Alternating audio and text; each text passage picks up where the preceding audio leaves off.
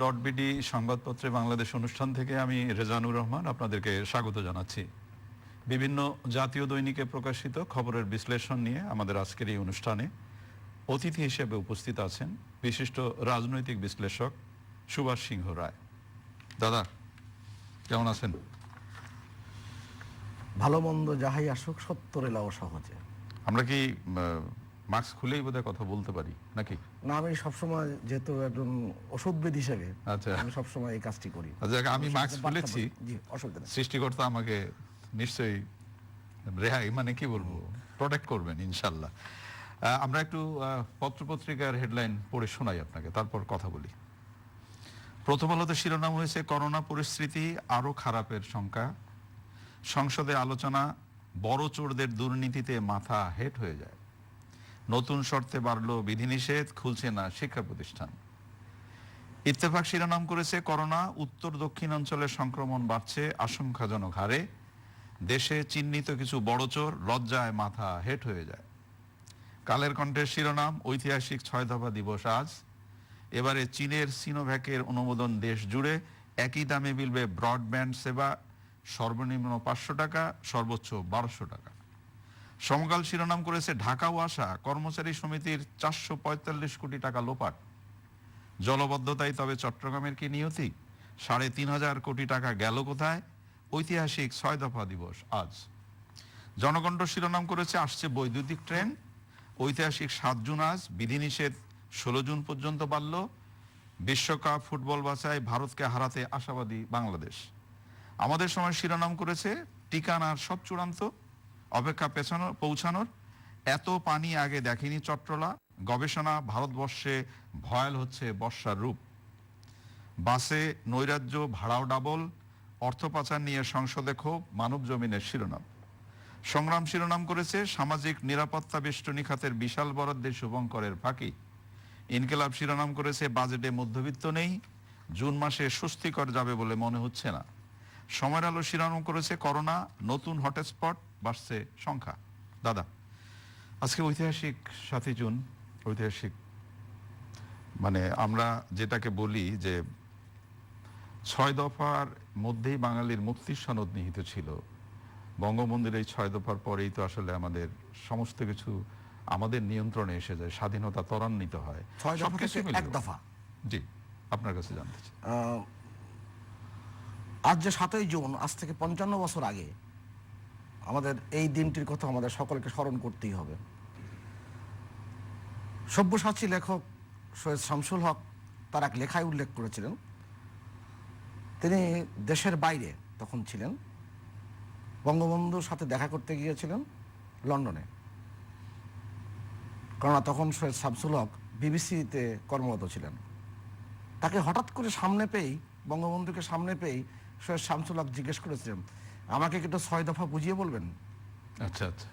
বঙ্গবন্ধু একটু কাত হয়ে তিনি বললেন, আমার আসলে 3 দফা।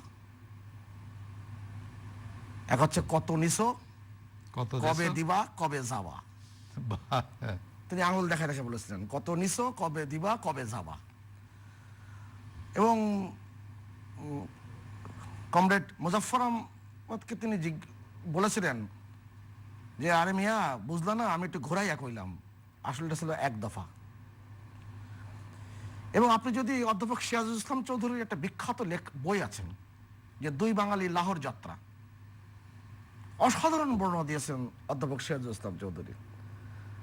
2 বাঙালি অর্থ হচ্ছে শেরে বাংলা একে ফজলুল হক আর বঙ্গবন্ধু শেখ মুজিবুর রহমান। দুজনেই লাহোরে গিয়েছিলেন, একজন 1940 সালে আর 26 বছর পরে তরুণ শেখ মুজিব। দুজনের পার্থক্যটা হচ্ছে, তিনি লিখিয়েছেন একজন এর প্রস্তাব ছিল পাকিস্তান গড়বার আর আরেকজন প্রস্তাব ছিল পাকিস্তান ভাঙবার, এবং 2 প্রস্তাবই কার্যকরী হয়েছে। এটাই তিনি বইয়ে উল্লেখ করেছেন 2 বাঙালির লাহোর যাত্রা। আমাদের 6 দফা ছিল বাঙালির মুক্তির সনদ।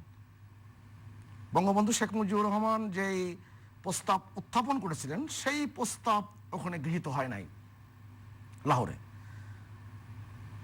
তিনি যখন ফিরে আসেন 11ই ফেব্রুয়ারি, এই তেজগাঁ বিমানবন্দরে তিনি সাংবাদিকদের কাছে সম্পূর্ণরূপে ব্যক্ত করেছিলেন ব্যাখ্যা করেছিলেন।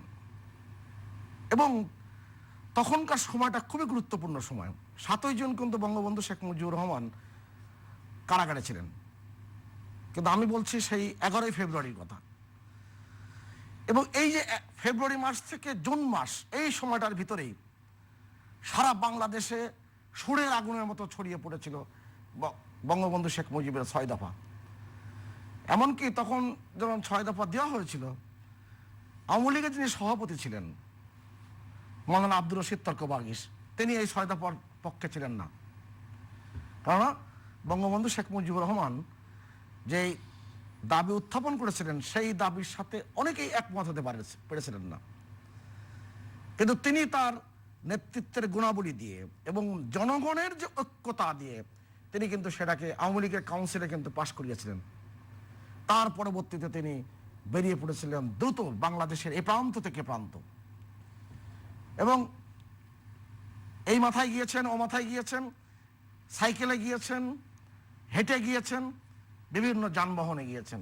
সে এক রাজনৈতিক ইতিহাস। আজকের নতুন প্রজন্মের কাছে আমি যেই কথাটি বলতে চাই, বঙ্গবন্ধুর কারাগারে রোজনামচা যে বইটি বাংলা একাডেমির থেকে বেরিয়েছে, যেটা আজকের প্রধানমন্ত্রী শেখ হাসিনার কারণেই কিন্তু আমরা এই নতুন প্রজন্ম, আজকের বাংলাদেশের নাগরিক এবং বাংলা ভাষাভাষীরা এই 3টি বই পেয়েছি।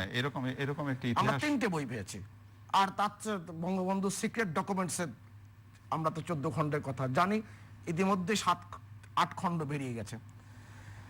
এটা খুবই গুরুত্বপূর্ণ। বাঙালির মুক্তির সনদ 6 দফা। আপনি দেখবেন তৎকালীন সময়ে যারা বিশ্ববিদ্যালয় অর্থনীতি বিভাগের খুব তরুণ শিক্ষক ছিলেন, তারা কিন্তু সকলেই কিন্তু professor Rehman Sobhan, professor Mosharraf Hossain, professor Anisur Rahman, সকলেই কিন্তু বঙ্গবন্ধুর এই 6 দফার সাথে একাত্মতা ঘোষণা করেন।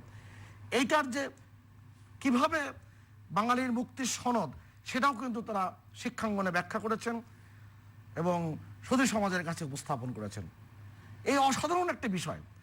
অতএব আজকের দিনে এই 7ই জুন আমাদের কাছে খুবই গুরুত্বপূর্ণ, এবং আমাদের সবসময় মনে রাখা দরকার, আমরা যেই রাজনৈতিক দলের পক্ষেরই সমর্থক হই না কেন, বাঙালির এই যে এগিয়ে চলার পথে যে সমস্ত বিষয়, দিন দিবস, ইতিহাস, এগুলো স্মরণ রাখা দরকার। আমরা যেন সেই ইতিহাস, একমাত্র আওয়ামী লীগই শুধু 6 দফা দিবস পালন করবে, আর কেউ কোনো দিবস পালন করে না, এটা খুব রাজনীতির জন্য বড় একটি ট্র্যাজেডি। আপনি খুবই যথার্থ বলেছেন যে এটিতে ইতিহাস, সেই ইতিহাস শুধু কেন আওয়ামী লীগ শুধু পালন করবে, আমরা সবাই এটা পালন করব। আমরা একটু ভিন্ন আলোচনায় যেতে চাই। বর্তমান সময়ের আলোচনায় নতুন শর্তে পারল বিধিনিষেধ, খুলছে না শিক্ষা প্রতিষ্ঠান, এবং বলা হচ্ছে সব পর্যটন স্থল, রিসোর্ট, কমিউনিটি সেন্টার, বিনোদন কেন্দ্র বন্ধ থাকবে, বিবাহোত্তর অনুষ্ঠান, জন্মদিন, পিকনিক পার্টি, রাজনৈতিক ও ধর্মীয় আচার অনুষ্ঠান সব বন্ধ। আসলে কি বন্ধ হবে? আপনার সাথে আমিও প্রশ্ন করি, আসলে কি বন্ধ করতে পারবো? আমরা সকলে স্বাস্থ্যবিধির কথা বলি, খুব ভালো জিনিস, খুব ভালো, কিন্তু সবাই মানবে, আমি মানবো না। মানে এটা কি তাহলে কথার কথা? এটা একটা প্রবণতা হয়ে দাঁড়িয়েছে। আপনি যেহেতু আমার জন্মস্থান যশোর, খোঁজ খবর নিশ্চয়ই আমার কাছে আসে, আপনার কাছেও আসে।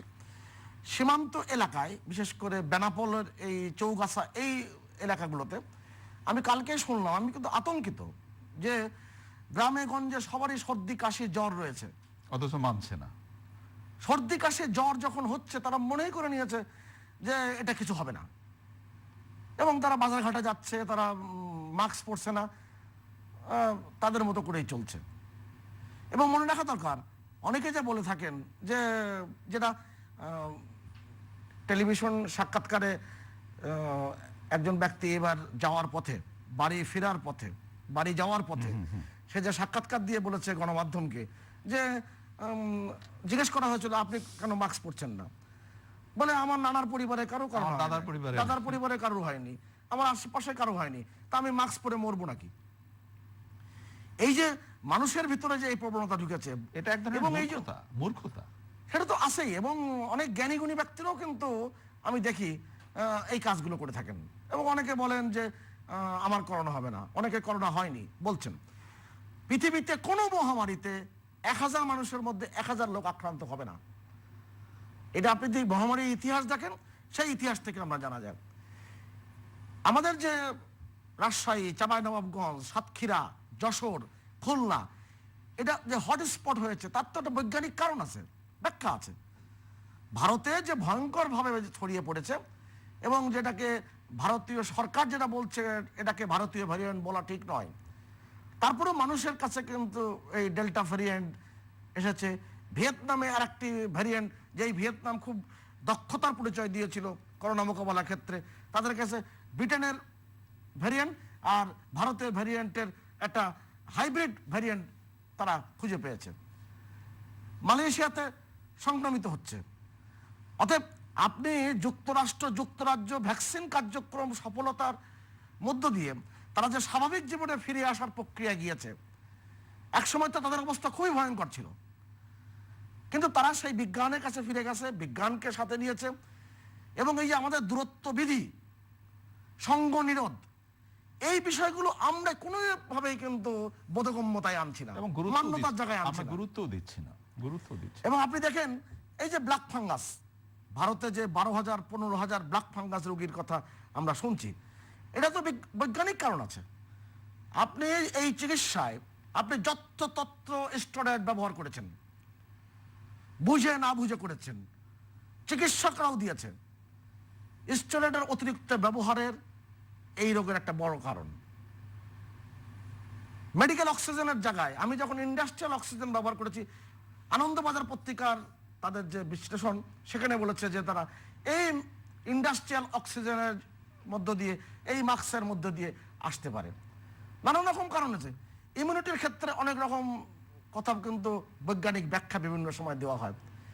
শুধু এইটুক বলবো, ভ্যাকসিন নিয়ে যে রাজনীতিটা, যে অপরাজনীতিটা সারা পৃথিবীতে হয়েছে, রেজা ভাই আমি একটা তথ্য দর্শকদের সামনে উপস্থাপন করতে চাই। CTAP, COVID-19 টেকনোলজি অ্যাক্সেস পুল,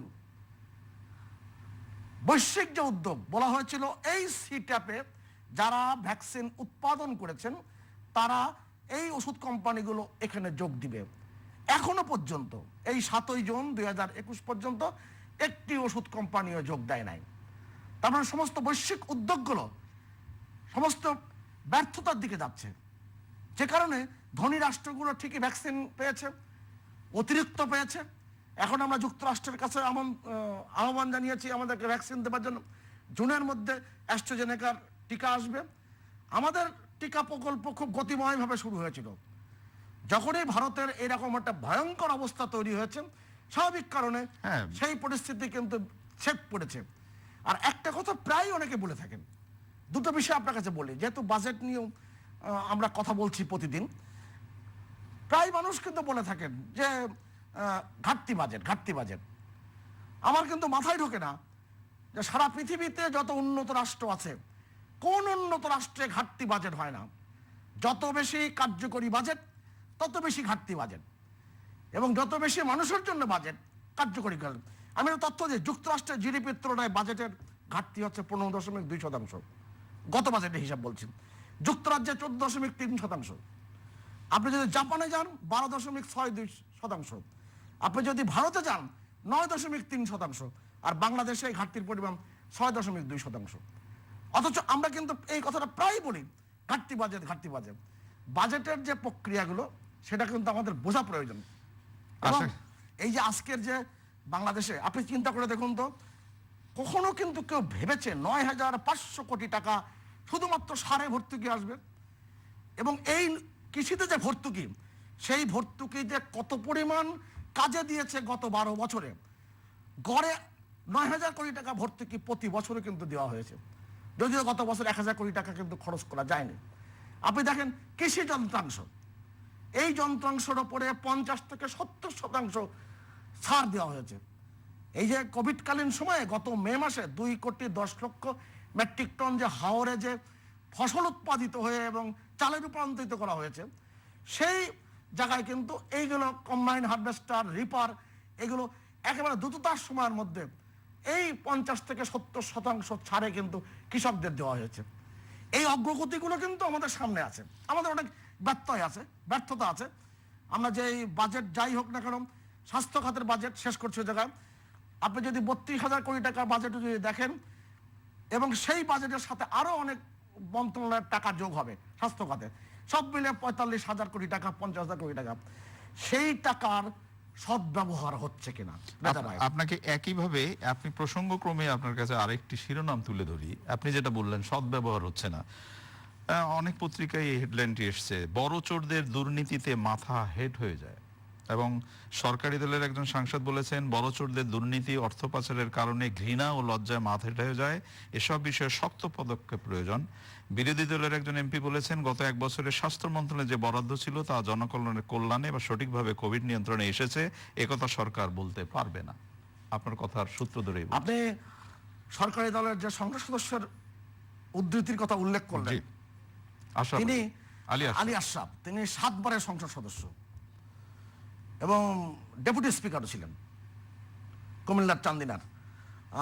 তিনি যে কথাগুলো বলেছেন সেই কথাগুলোর সাথে দর্শক যারা এখন অনুষ্ঠান দেখছেন তারা কিন্তু সবাই একমত পোষণ করবেন। আমরা একের অনুষ্ঠান শেষে একদম শেষ পর্যায়ে এই যে জায়গাগুলো আমরা ঠিক মতো খরচ করছি কিনা, সততা এবং দক্ষতার সাথে করছি কিনা, সঠিকভাবে করছি কিনা, এটাই তো দেখবার বিষয়।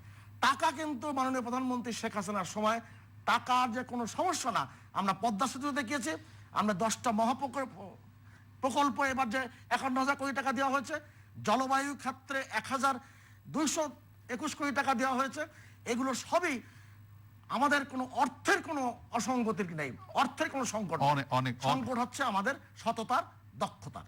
অনেক ধন্যবাদ আপনাকে। প্রিয় দর্শক, আমাদের প্রিয় অতিথি যে কথাটি শেষে বললেন, আমাদের অর্জন অনেক, কিন্তু সততা অদক্ষতার জায়গায় যে আমরা যে দৃষ্টান্ত তুলে ধরছি সেটা বোধ করি অনেকাংশেই প্রশ্নবিদ্ধ।